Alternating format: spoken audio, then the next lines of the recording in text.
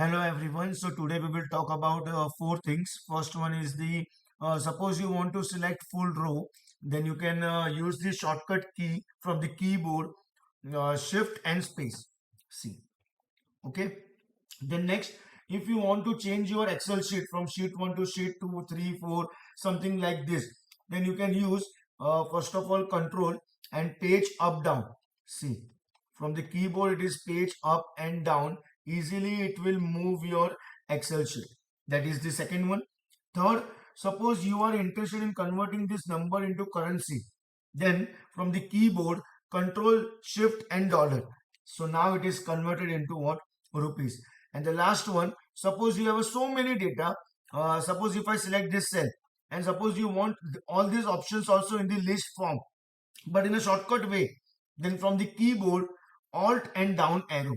Alt and down arrow will give you all these available options and you can select anyone. Okay. Like for example, if I write replace, so it will come. Okay.